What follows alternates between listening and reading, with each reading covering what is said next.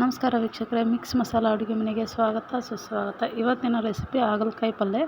ಮೊದಲನೇದಾಗಿ ಹಾಗಲಕಾಯಿ ಚೆನ್ನಾಗಿ ತೊಳೆದ್ಬಿಟ್ಟು ಈ ರೀತಿ ಹೆಚ್ಕೊಂಡ್ಬಿಟ್ಟು ಇದಕ್ಕೆ ಏನೇನು ಬೇಕಪ್ಪ ಅಂತೇಳಿದ್ರೆ ಹುಣಸೆಹಣ್ಣು, ಈರುಳ್ಳಿ, ಟೊಮ್ಯಾಟೊ, ಬೆಲ್ಲ ಮತ್ತು ಮಸಾಲ ಐಟಮ್ ಧನಿಯಾ ಪೌಡ್ರು, ಚಿಕನ್ ಮಸಾಲ, ಅರಿಶಿಣ ಪುಡಿ, ಆಮೇಲೆ ಗರಂ ಮಸಾಲ ಮತ್ತು ಹಸಿ ಖಾರ ಮತ್ತು ಶೇಂಗಾ ಪೌಡ್ರು.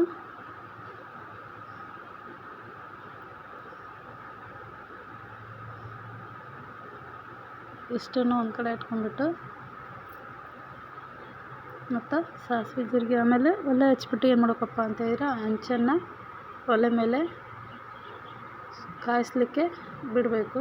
ಹಂಚು ಚೆನ್ನಾಗಿ ಕಾದ ನಂತರ ಏನು ಮಾಡಬೇಕಪ್ಪ ಅಂತೇಳಿದರೆ ಈ ಹಾಗಲಕಾಯನ್ನು ಏನು ಮಾಡಬೇಕು, ನೀಟಾಗಿ ಹೆಚ್ಕೊಂಡಿರ್ತೀವಲ್ಲ ಆ ಹಾಗಲಕಾಯನ್ನು ತೊಗೊಂಡ್ಬಿಟ್ಟು ಹಂಚಲ್ಲೇ ಹಾಕಿ ಈ ರೀತಿ ಎಲ್ಲ ಕಡೆ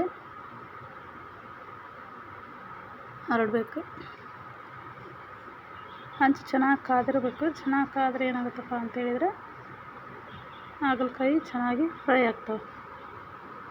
ಆಮೇಲೆ ಈ ಹಾಗಲಕಾಯಿಗೆ ಸ್ವಲ್ಪ ಸಾಲ್ಟನ್ನು ಹಾಕಿ ಕೂಡ ಹುರ್ಕೋಬೋದು, ಫ್ರೈ ಮಾಡ್ಕೋಬೋದು. ಯಾಕಂತೇಳಿದರೆ ಸ್ವಲ್ಪ ಬೇಗ ಫ್ರೈ ಆಗುತ್ತೆ. ಟೈಮ್ ಇಲ್ಲಪ್ಪ ಅಂತೇಳಿದರೆ ನಾವೇನು ಮಾಡ್ಬೋದು, ಸ್ವಲ್ಪ ಉಪ್ಪನ್ನು ಹಾಕಿಬಿಟ್ಟು ಫ್ರೈ ಮಾಡ್ಕೋಬೋದು.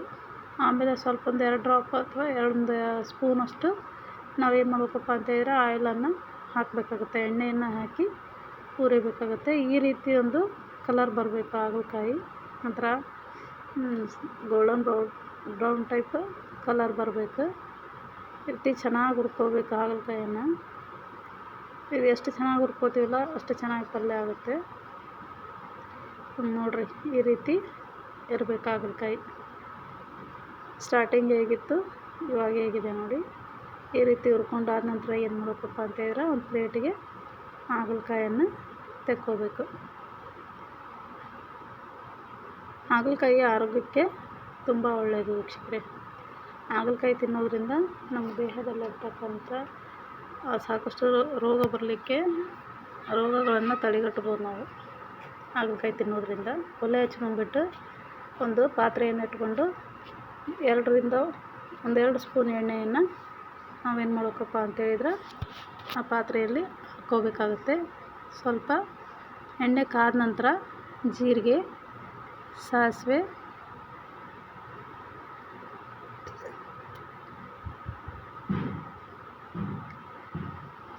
ಈ ರೀತಿ ಚಟ್ಪಟ್ ಅಂತೇಳಿ ಸೌಂಡ್ ಬರಬೇಕು. ಅದಾದ ನಂತರ ಇದು ಹಸಿ ಖಾರ, ಮೆಣಸಿನ್ಕಾಯಿನ ಹುರಿದ್ಬಿಟ್ಟು ಈ ರೀತಿ ನಾವು ಖಾರವನ್ನು ಮಾಡಿಟ್ಕೊಂಡಿರ್ತೀವಿ. ಅದು ಮಾಡೋದು ಯಾವ ರೀತಿ ಅಂತೇಳಿ ಒಂದು ಸಾರಿ ಹೇಳ್ಕೊಡ್ತೀನಿ.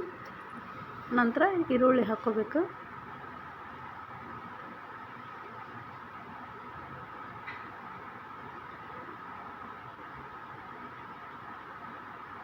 ಅದಾದ ನಂತರ ಟೊಮ್ಯಾಟೊ,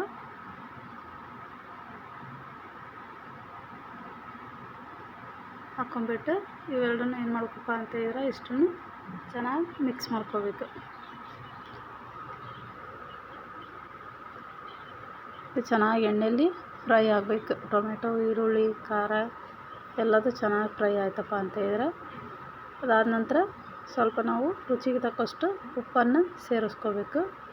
ಆಮೇಲೆ 1 ಸ್ಪೂನಷ್ಟು ಧನಿಯಾ ಪೌಡರ್, ಸ್ಪೂನು ಚಿಕ್ಕದಿದೆ ನಂದು, ಅದಕ್ಕೋಸ್ಕರ ನಾನು ಏನು ಮಾಡ್ತಾಯಿದ್ದೀನಿ 2 ಸ್ಪೂನ್ ಹಾಕ್ತಾಯಿದ್ದೀನಿ. 1 ಸ್ಪೂನು ಗರಂ ಮಸಾಲ,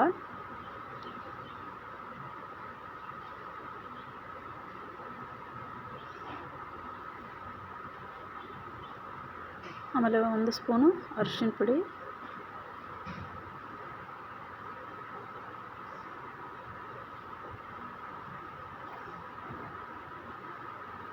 ಆಮೇಲೆ 1 ಸ್ಪೂನು ಚಿಕನ್ ಮಸಾಲ,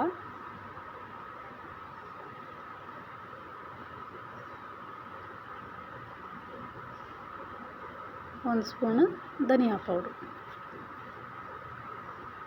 ಇವನ್ನೆಲ್ಲ ಹಾಕ್ಕೊಂಡ್ಬಿಟ್ಟು ಏನು ಮಾಡಬೇಕಪ್ಪ ಅಂತೇಳಿದರೆ ಚೆನ್ನಾಗಿ ಮಿಕ್ಸ್ ಮಾಡ್ಕೋಬೇಕು. ಎಣ್ಣೆಯಲ್ಲಿ ಆ ಮಸಾಲ ಐಟಮ್ ಎಲ್ಲ ಫ್ರೈ ಆಗಬೇಕು ಚೆನ್ನಾಗಿ. ಎಣ್ಣೆ ಜೊತೆ ಹೊಂದ್ಕೋಬೇಕು. ಅದೆಲ್ಲ ಹೊಂದ್ಕೊಂಡಾದ ನಂತರ ನಾವೇನು ಮಾಡಬೇಕು, ಈ ಹುರಿದಿಟ್ಕೊಂಡಿರ್ತೀವಲ್ಲ ಆ ಹಾಗಲಕಾಯನ್ನು ಹಾಕ್ಕೋಬೇಕು. ಈ ಹುರಿದಿಟ್ಕೊಂತ ಹಾಗಲಕಾಯಿನ ಹಾಕ್ಕೊಂಡ್ಬಿಟ್ಟು ಚೆನ್ನಾಗಿ ಮಿಕ್ಸ್ ಮಾಡಿ ಹುಣಸೆಹಣ್ಣೇನ ನೆನೆಸಿಟ್ಕೊಂಡಿದ್ವಲ್ಲ ಆ ಹುಣಸೆಹಣ್ಣು ರಸನ ನಾವೇನು ಮಾಡಬೇಕಪ್ಪ ಅಂತೇಳಿದರೆ ಹಾಕಬೇಕಾಗತ್ತೆ. ಒಂದು 2-3 ಸ್ಪೂನಷ್ಟು ನಾವು ಅಂದರೆ ಹಾಗಲಕಾಯಿ ಎಷ್ಟು ತೊಗೊಂಡಿರ್ತೀವಲ್ಲ ಆ ಕ್ವಾಂಟಿಟಿ ಮೇಲೆ ನಾವು ಹುಳಿಯನ್ನು ಹಾಕೋಬೇಕಾಗತ್ತೆ. ಅದಾದ ನಂತರ ಸ್ವಲ್ಪ ಬೆಲ್ಲ, ಈ ಬೆಲ್ಲವನ್ನು ಹಾಕ್ಕೊಂಡು ಏನು ಮಾಡಬೇಕಪ್ಪ ಅಂತೇಳಿದರೆ ಚೆನ್ನಾಗಿ ಮಿಕ್ಸ್ ಮಾಡಬೇಕು. ನೋಡಿರಿ ಯಾವ ರೀತಿ ಕಾಣ್ತಾ ಇದೆ. ಈ ರೀತಿ ಮಾಡೋದ್ರಿಂದ ಹಾಗಲಕಾಯಿ ಯಾರು ತಿನ್ನೋಂಗಿಲ್ಲ ಅಂತ ಹೇಳ್ತಿರ್ತಾರಲ್ಲ ಅವರು ಕೂಡ ಏನು ಮಾಡ್ತಾರಪ್ಪ ಅಂತೇಳಿದ್ರೆ ಹಾಗಲಕಾಯನ್ನು ಇಷ್ಟಪಟ್ಟು ತಿಂತಾರೆ. ಈ ಕಹಿ ಆಗೋದಿಲ್ಲ ರೀ ಇದು ಈ ರೀತಿ ಮಾಡೋದ್ರಿಂದ. ಹಾಗಲಕಾಯಿ ತಿನ್ನದೇ ಇರೋರು ಕೂಡ ಏನು ಮಾಡ್ತಾರಪ್ಪ ಅಂತೇಳಿದ್ರೆ ಹಾಗಲಕಾಯನ್ನು ತಿನ್ನಲಿಕ್ಕೆ ಇಷ್ಟಪಡ್ತಾರೆ. ಲಾಸ್ಟಿಗೆ ಏನು ಮಾಡ್ಕೋಬೇಕಪ್ಪ ಅಂತೇಳಿದ್ರೆ ಶೇಂಗಾ ಪೌಡ್ರು, ಅಂದರೆ ಶೇಂಗಾನ ಏನು ಮಾಡಬೇಕು ಹುರಿದ್ಬಿಟ್ಟು ಅದಕ್ಕೇನೂ ಆಗದೇ ಇರೋ ಥರ ಪೌಡ್ರ್ ಮಾಡ್ಕೋಬೇಕು. ಏನೂ ಹಾಕ್ದೇ ಪೌಡ್ರ್ ಮಾಡ್ಕೊಂಬಿಟ್ಟು ಆ ಪೌಡ್ರನ್ನು ನಾವು ಹಾಕಬೇಕಾಗತ್ತೆ. ನೋಡಿರಿ ಎಷ್ಟು ಚೆನ್ನಾಗಿ ಕಾಣ್ತಾ ಇದೆ. ನೋಡ್ತಾ ಇದ್ರೇ ತಿನ್ನಬೇಕು ಅನ್ನಿಸ್ತಾರೆ. ಚಪಾತಿ ಜೊತೆ ಆಮೇಲೆ ರೊಟ್ಟಿ ಜೊತೆ ಇರ್ಬೋದು, ಅನ್ನದ ಜೊತೆ ಇರ್ಬೋದು, ತುಂಬ ಅಂದರೆ ತುಂಬ ಚೆನ್ನಾಗಿರುತ್ತೆ ಟೇಸ್ಟ್. ಈ ರೀತಿ ಒಂದು ಸಾರಿ ಹಾಗಲಕಾಯಿ ಪಲ್ಯ ಮಾಡಿ ನೋಡಿರಿ, ಎಷ್ಟು ಚೆನ್ನಾಗಿದೆ ಅಂಥೇಳಿ. ನೋಡಿರಿ ನೋಡ್ತಾ ಇದ್ರೇ ತಿನ್ನಬೇಕು ಅನಿಸುತ್ತೆ. ಒಂದು ಸಾರಿ ನೀವು ಕೂಡ ಈ ರೀತಿ ಟ್ರೈ ಮಾಡಿ ನೋಡಿ.